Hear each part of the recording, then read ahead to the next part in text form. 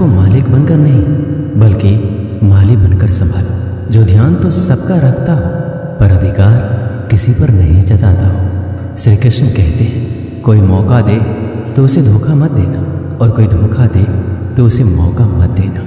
मिलावट का दौर है, हाँ में हाँ मिला लिया करो, संबंध लंबे समय तक टिकेंगे। दीपक इसलिए वंदनीय है क्योंकि वह दूसरों के लिए चलता है, दूसरों से नहीं चलता है। खुद की कमजोरी जान लेना भी जिंदगी की सबसे बड़ी ताकत है। चलने की कोशिश तो करो, दिशाएं बहुत है। रास्ते पे बिखरे कांटों से ना डरो, आपके साथ दुआएं बहुत है। जो चाहा वो मिल जाना सफलता है, जो मिला है उसको जानना प्रसन्नता है। जिंदगी का सबसे खूबसूरत पौधा विश्वास होता है, जो जमीन में नहीं दिल में उगता है। अगर आप उस इंसान को ढूंढ रहे हैं जो आपकी ज़िंदगी बदल सकते हैं तो एक बार आईने में देख लीजिए। खुद से ज़्यादा हमें कोई नहीं बदल सकता। अपनी तारीफ खुद कर लिया करो क्योंकि बुराई करने के लिए तो पूरी दुनिया मौजूद है। क्रोध एक ऐसा तेजाब है जो जिस चीज़ पर भी डाला जाता है उससे ज़्यादा उस पात्र को नुकसान पहुंचाता है जिसमें वो रखा जाता है। बहुत मुश्किल नहीं है ज़िंदगी की सच्चाई समझना।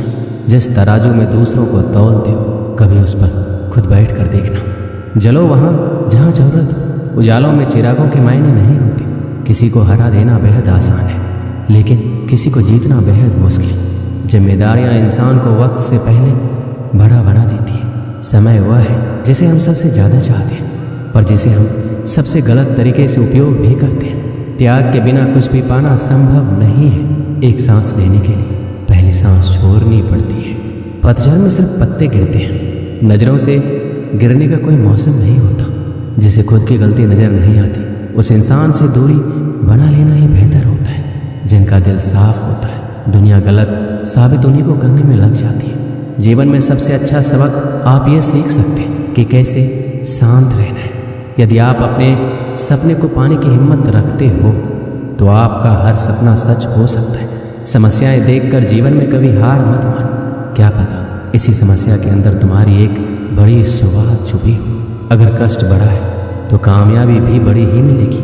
भीतर क्षमा हो क्षमा निकलेगी, भीतर क्रोध हो क्रोध निकलेगा, भीतर प्रार्थना हो तो प्रार्थना निकलेगी, नफरत हो तो नफरत। इसलिए जब भी कुछ बाहर निकले तो दूसरों को दोषी मत ठहराना। आशा और विश्वास कभी गलत नहीं होती, बस ये हम पर निर्भर करता है कि हमने किससे आशा और किस पर विश्वास करना है।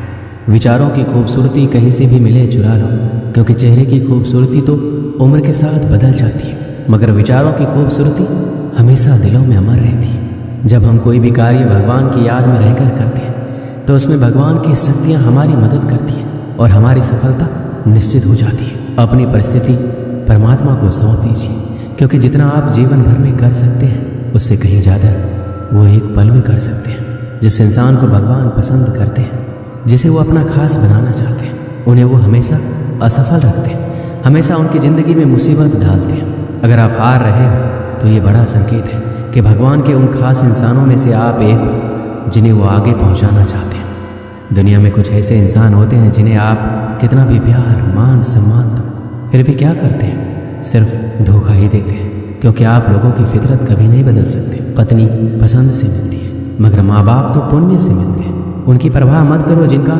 विश्वास वक्त के साथ बदल जाए, परवाह सदा उनकी करो जिनका विश्वास आप पर तब भी बना रहे जब आपका वक्त बदल जाए। रिश्ता चाहे जो भी हो मजबूर नहीं मजबूत होना चाहिए।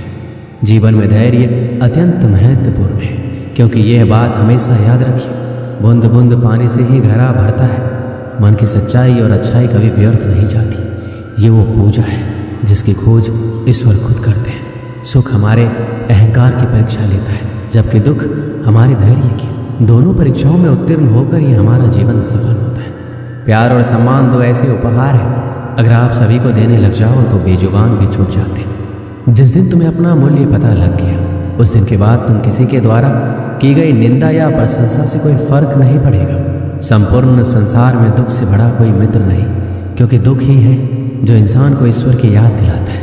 अच्छे व्यक्ति को समझने के लिए अच्छा हृदय चाहिए, ना कि अच्छा दिमाग, क्योंकि दिमाग हमेशा तर्क करेगा और हृदय हमेशा प्रेम भाव देखेगा। सत्य केवल उन लोगों के लिए कड़वा होता है जो लोग झूठ बोलने के आदी हो चुके हैं। हर अनुभव कुछ ना कुछ सिखाता है, इसलिए हर अनुभव महत्वपूर्ण है। हम अपनी गलतियों से भी सीख सकते हैं। पेट में गया हुआ विष केवल एक मनुष्य को मारता है, परंतु कान में गया हुआ विष कई संबंधों को मार देता है। अपनी नज़र हमेशा उस चीज़ पर रखो जिसे तुम पाना चाहते हो, उस पर नहीं जिसे तुम खो चुके हो। इंसान की आदत है, नहीं मिला तो सब्र नहीं करता और मिल जाए तो कदर नहीं करता। जिंदगी में सब लोग दोस्त या रिश्तेदार बनकर नहीं आते, कुछ लोग सबक बनकर भी आते हैं। पीठ हमेशा मजबूत रखनी चाहिए, क्योंकि शाबाशी और धोखा दोनों ही पीछे से मिलते हैं। कुछ लोग आपसे इसलिए भी नफरत करने लग जाते हैं क्योंकि आपकी सही बातें उन्हें कड़वी लग जाती हैं। जो साथ रहकर भी किसी के हो वो दूर रहे तो ही अच्छा है। किस्मत सिर्फ मेहनत से बदलती है, बैठकर सोचते रहने से नहीं। सिर्फ उसी के सामने झुको, वो किसी के सामने तुम्हें झुकने नहीं देगा। श्री कृष्ण कहते हैं, करने दो जो आपकी बुराई करते हैं। ऐसी छोटी छोटी बातें तो सिर्फ छोटे लोग ही करते हैं। सिर्फ धोखा देना ही धोखा नहीं होता, लेकिन किसी के साथ अपनेपन का नाटक करना ये बहुत ही बड़ा धोखा होता है।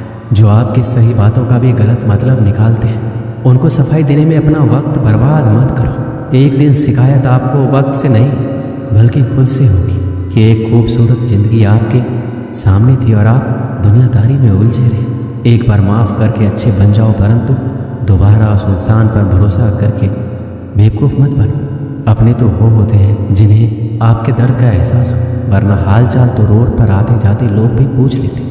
मेहनत का फल और समस्याओं का हल देरी से ही सही पर मिलता जरूर है। जब आप दूसरों का अच्छा चाहते हैं तो वही चीज़ें आपके जीवन में वापस आती हैं। यही प्रकृति का नियम है। टूटी हुई चीज़ें सबसे ज़्यादा तकलीफ देती है, जैसे भरोसा, दिल, नींद और सबसे अधिक उम्मीद। बस तुम खुद से मत हारना, बाकी सब श्री कृष्ण देख लेंगे। जो इंसान अच्छे विचारों और अच्छे संस्कारों को पकड़ लेता है, उनके हाथ में मानव पकड़ने की जरूरत नहीं पड़ती। वक्त जब न्याय करता है तो गवाहों की जरूरत नहीं पड़ती। माफ़ी मांगने वाले हमेशा गलत नहीं होते। कुछ लोग झुक जाते हैं, पता है क्यों? रिश्तों को बचाने के लिए। इच्छा पूरी नहीं होगी तो क्रोध बढ़ेगा और पूरी होने पर लोभ। इसलिए जीवन में हर परिस्थिति में धैर्य बनाए रखना ही श्रेष्ठ है। कई वर्षों पहले एक राज्य में मिदास नाम का एक लोभी राजा राज्य करता था। उसकी एक बहुत ही सुंदर पुत्री थी जिसका नाम सुनैना था। मिदास अपनी पुत्री से बेहद प्रेम करता था, किंतु उससे कहीं अधिक उसे सोने से प्रेम था। उसके खजाने में सोने का भंडार था। उतना सोना दुनिया में किसी भी राजा के खजाने में नहीं था। इसके बाद भी खजाने में जितना सोना बढ़ता, राजा मिदास की लालसा उतनी ही बढ़ती जाती। उसके दिन का अधिकांश समय खजाने में रखे सोने को गिनने में निकल जाता था। सोने के लालसा में अक्सर वो अपनी पुत्री को अनदेखा कर देता था। दिन पर दिन उसकी सोने की ललक बढ़ती जा रही थी और अधिक सोना प्राप्त करने के उद्देश्य से उसने एक बार अन्न जल त्याग कर ईश्वर की कठोर उपासना की। उसकी उपासना से प्रसन्न होकर ईश्वर ने उसे दर्शन दिए और मनचाहा वरदान मांगने को कहा। मिदास बोला, हे ईश्वर, मुझे वरदान दीजिए कि मैं जिस भी वस्तु को छूं वो सोना ही बन जाए। ईश्वर मिदास की लालसा समझ रहे थे। वरदान देने के पूर्व उन्होंने पूछा, राजन, क्या ये वरदान मांगने के पूर्व तुमने अच्छी तरह विचार कर लिया है? हे ईश्वर, मैं इस विश्व का सबसे धनी राजा बनना चाहता हूँ। मैंने अच्छी तरह से सोच लिया है, मुझे यही वरदान चाहिए। कृपया मुझे ये वरदान प्रदान कीजिए। तथास्तु, मैं तुम्हें वरदान देता हूँ कि कल सूर्य की पहली किरण के साथ तुम जिस भी वस्तु को छुओगे वो सोने की बन जाएगी। आशीर्वाद देने के उपरांत ईश्वर अंतर्ध्यान हो गए। राजा मिदास ये वरदान पाकर खुशी से फूला नहीं समाया। दूसरे दिन सोकर उठने के उपरांत अपनी शक्ति परखने के लिए उसने अपने पलंग को छूकर देखा। वह पलंग सोने का बन गया। मिदास बहुत खुश हुआ। दिन भर वह सुध बुध खोकर अपने महल की हर चीज़ों को सोने में परिवर्तित करने में लगा रहा। उसे भोजन तक का होश न आ रहा। शाम तक वह थक कर चूर हो गया था। उसे जोरों की भूख लग गई थी। उसने अपने सेवकों को भोजन परोसने के लिए कहा। भोजन परोसा गया, किंतु ये क्या, जैसे उसने भोजन को हाथ लगाया वो सोने में परिवर्तित हो गया। अब सोने को तो खाया नहीं जा सकता था। भूख से बेहाल राजा मिदास ने फल खाकर भूख मिटानी चाहिए, किंतु उसके छूते ही वो भी सोने में परिवर्तित हो गया। वह गुस्से से तिलमिला उठा और उठकर बाहर चला गया। बाहर टहलते हुए अपने महल के उद्यान में पहुंचा। वहां उसने देखा कि उसकी नन्ही पुत्री सुनैना खेल रही है। उसका सुंदर मुख देख राजा के मन में प्रेम उमड़ आया। कुछ क्षणों के लिए वह अपनी भूख भूल गया। जब सुनैना ने अपने पिता को देखा तो उसके पास दौड़ी चली आई और प्रेम पूर्वक उससे लिपट गई। राजा मिदास ने प्रेम जताते हुए उसके सिर पर हाथ फेरा और तुरंत ही वह सोने में परिवर्तित हो गई। अपनी नन्ही पुत्री को सोने का बना देख वह दुखी हो गया और रोने लगा।